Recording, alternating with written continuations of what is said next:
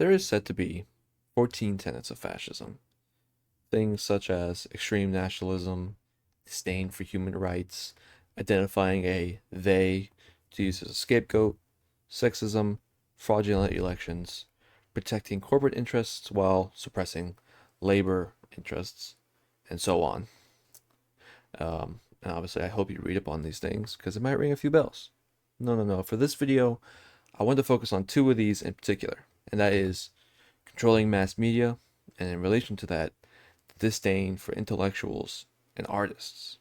You see, when the Nazis came to power in 1933, they did more than just take over the political systems of Germany. They had to reconstruct and change the entire culture of Germany to fit their ideology. The people like Joseph Goebbels, who was Hitler's right-hand man, the Reich Minister of Public Enlightenment and Propaganda, art, literature, and music could either strengthen the nation or corrupt it. So they purged anything that didn't fit with their perfect Aryan ideology. Part of this purge was taking down art from almost every gallery across Germany and replacing it with works that fit their national and racial ideology, or just letting the galleries rot. Jewish property, of course, was stolen more than anyone else by the Holocaust.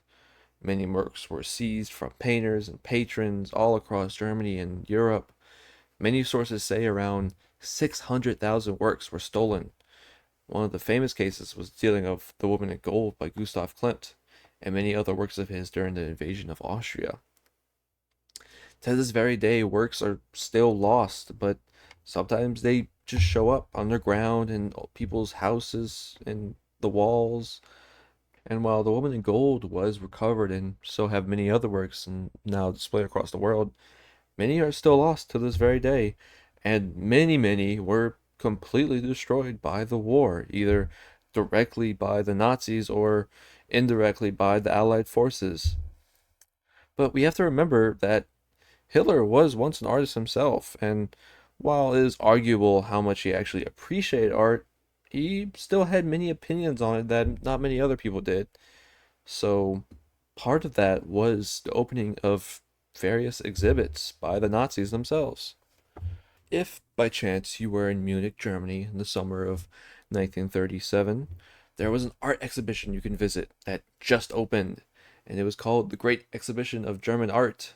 And when you went in, it was this large and beautiful space full of these beautiful Romanesque statues of women and strong, muscular boys with swords, and classical paintings, beautiful oils, and of people living life in these epic mythological scenes of people.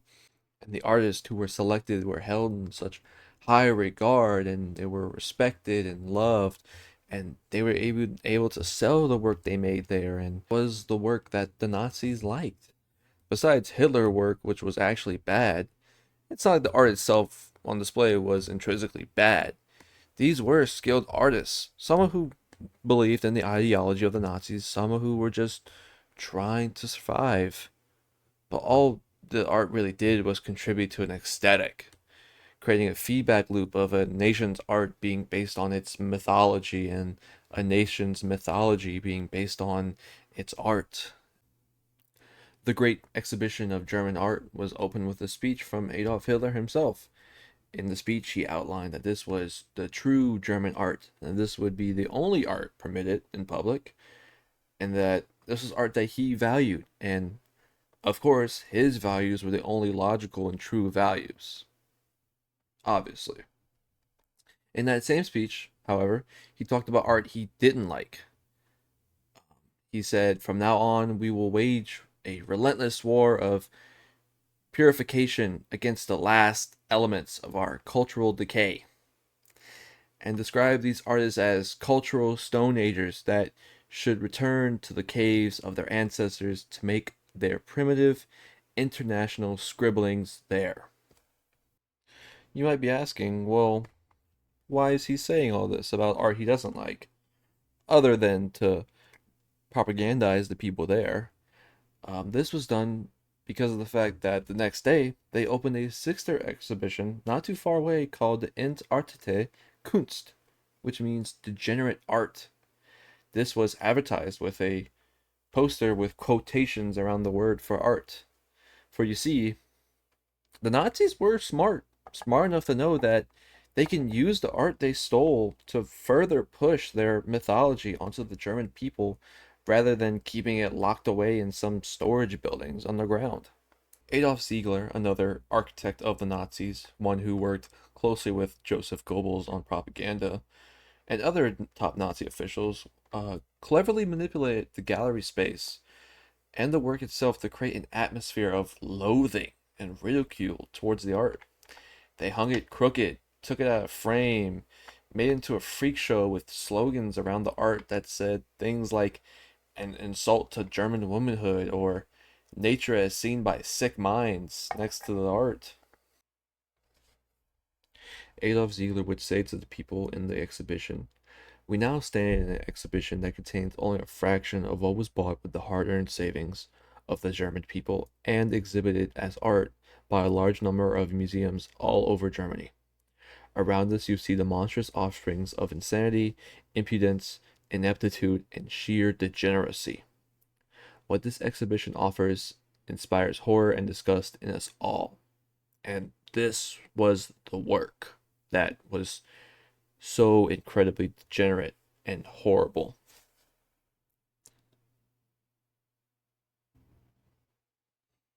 From looking at the work, it's clear most of it was of the avant garde.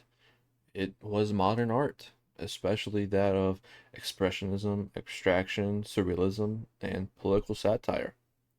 Work from artists such as Henri Matisse, Pablo Picasso, and Vincent van Gogh were exhibited here.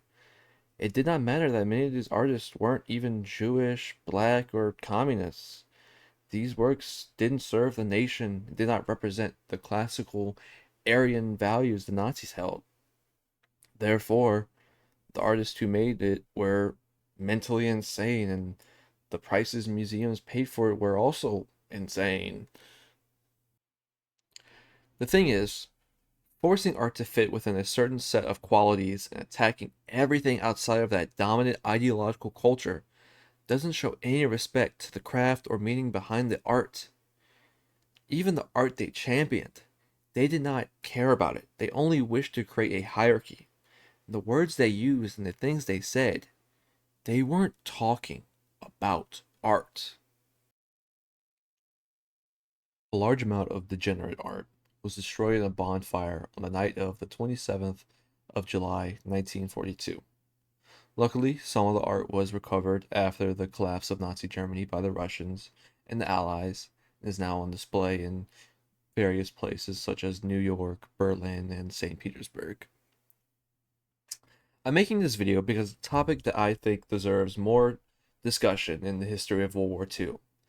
I didn't know about this until I read up on it in college. We didn't learn about this during the history of World War II in high school, and I think it's so incredibly important. I also made it because you've probably seen many people unknowingly or knowingly use the same words and language that Nazis did when describing modern art. I know I've seen people call contemporary art, especially performance art, dumb, degenerate, or made by insane people.